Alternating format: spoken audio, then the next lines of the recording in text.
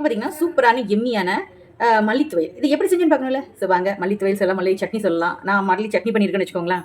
So இதை எப்படி செஞ்சுன்னு பார்க்கணும்? ஸோ வாங்க வீடியோக்குள்ள போகலாம். அதுக்கு முன்னாடி என்னோட சேனல் நீங்கள் சப்ஸ்கிரைப் பண்ணலாம், சப்ஸ்கிரைப் பண்ணி வச்சுக்கோங்க. இந்த மாதிரி மோர் வீடியோஸ் பார்க்கலாம். ஸோ வாங்க வீடியோக்குள்ள போகலாம். ஹாய் ஃப்ரெண்ட்ஸ், வணக்கம். நமஸ்தே. நீங்கள் எப்படி இருக்கீங்க? நல்லா இருக்கீங்க? சந்தோஷமா இருக்கீங்கன்னு நினைக்கிறேன், நம்புறேன். நல்லதே நினைப்போம், நல்லதே நடக்குங்க. என்னடா எடுத்து வச்சுக்கேன்னு பார்க்குறீங்களா? மல்லி துவையல் அரைக்கலான்னு ஒரு ஐடியா. ஸோ அதனால் மல்லி வந்து நல்லா வாஷ் பண்ணி கொஞ்சம் எடுத்து வச்சுருக்கேன். கொஞ்சம் கருவேப்பிலையும் நான் சேர்த்துக்குவேன் எப்போவுமே. ஸோ அதனால் அப்புறம் வந்து 2 காஞ்ச மிளகாய் இருக்கும் இல்லையா? ஸோ வத்தல், அப்புறம் 4 பச்சை மிளகாய் எடுத்திருக்கேன், 4 பல் பூண்டு எடுத்திருக்கேன், கொஞ்சோண்டி புளி எடுத்திருக்கேங்க. அவ்வளோதான், சிம்பிளாக இருக்கும். அந்த மல்லியோட டேஸ்ட் வேணும்னா நான் எக்ஸ்ட்ரா எதுவுமே ஆட் பண்ணலை. ஸோ அதனால் வாங்க கடகடன்னு செய்யணும். பார்த்திங்கன்னா ஒரு டேபிள் ஸ்பூன் அளவுக்கு வந்து நான் வந்து எண்ணெய் விட்டுருக்கேன். ஃபஸ்ட்டு லேசாக வத்தல், பச்சை மிளகாய் இதோட சேர்த்து ஆட் பண்ணிக்கிறேன். நான் வந்து இதில் தேங்காய் சேர்க்கலை, ஏன்னா எனக்கு தேங்காய் சேர்த்தோன்னா அந்த மல்லியோட ஃப்ளேவர் வந்து இருக்காது. அந்த தேங்காயோட ஸ்மெல்லு தான் இருக்கிற மாதிரி தோணும். அதனால் நான் வந்து இதில் ஆட் பண்ணல. உங்களுக்கு ஒரு வேளை இது பிடிக்கும் அப்படின்னு நினச்சிங்கன்னா நீங்கள் ஆட் பண்ணிக்கோங்க. பட் நான் வந்து ஆட் பண்ணேன். எனக்கு அந்த பச்சை மல்லியோட ஸ்மெல்லாம் ரொம்ப நல்லா இருக்குங்கிறனால நான் வந்து அப்படியே வச்சுக்கிறேன். இதோட சேர்த்து நம்ம வாஷ் பண்ணி வச்சுருந்தேன், கருவேப்பிலை வச்சுக்கிறேன். அப்புறம் மல்லி நான் கம்மியாக பண்ணுறேங்க, அதனால் நான் எனக்கு ஏற்ற மாதிரி நான் சேர்த்துக்கிறேன். ஒருவேளை உங்களுக்கு இது கொஞ்சம் ஜாஸ்தியாக வேணால் நீங்கள் ஒரு கட்டு கூட எடுத்துக்கலாம்.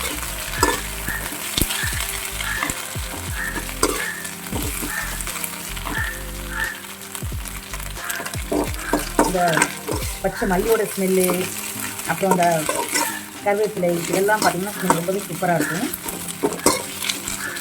அதெல்லாம் நல்லா ஆயிலில் போட்டு லேசாக வதக்கும் போது சின்னூன்னு ஆயிருங்க. அதனால் ஆனால் ரொம்ப உடம்புக்கு ஹெல்த்தியும் கூட.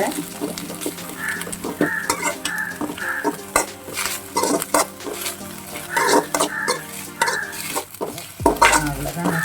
இது கூட கொஞ்சம் புளி சேர்த்துக்கிறேன். பார்த்தீங்கன்னா எவ்வளோ இருந்த மாதிரி இருந்துச்சு பாருங்க. இப்போ பாருங்கள் ரொம்ப கம்மியாக இருக்கும்.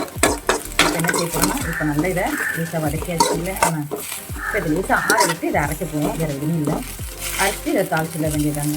சிம்பிளான நம்மளோட மல்லி சட்னி 2 நிமிஷத்தில் நல்லா ரெடியாகிடும். இப்போ நான் ஆற விட்டுட்டு உங்களுக்கு அரைச்சிட்டாங்க. ஸோ இப்போ பார்த்தீங்கன்னா நான் அரைச்சி எடுத்துட்டு வந்துட்டு சிரம டக்குன்னு தாளிக்க ஆரம்பிச்சேன். இப்போது கடையில் எண்ணெய் ஊற்றியாச்சு, கடுகு. இதில் எனக்கு என்ன போசனாக பிடிக்கும்னா அந்த உளுந்து இருக்கு இல்லையா, அது ஒரு டீஸ்பூன் வந்து எக்ஸ்ட்ரா எடுத்துக்குவேன். ஏன்னா அந்த இதோடு சாப்பிடும்போது ஃப்ளேவர் ரொம்பவே சூப்பராக இருக்கும். எனக்கு அதை ஒரு கடைக்கு வந்து எனக்கு ரொம்ப பிடிக்கும், அதனால் நான் சேர்த்துக்கிறேன்.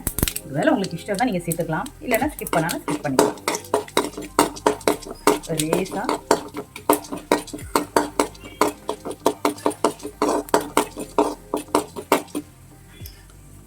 அந்த உளுந்தோட ஃப்ரை பண்ணும்போது அந்த ஆயிலிருந்து நல்லா ஃப்ரை ஆகும்போது அதோட ஸ்மெல் ரொம்பவே சூப்பராக இருக்கும். அதனால் எனக்கு ரொம்ப பிடிக்குங்க. பாருங்கள் நல்ல கலர் பாருங்கள் சேஞ்ச் ஆச்சு பாருங்கள். இப்போ நம்ம வச்சுருந்தேன் ரொம்ப ஹெல்த்தியும் கூடங்க. அங்கே கொஞ்சம் இதில் தண்ணி ஆட் பண்ணிக்கிறேன்.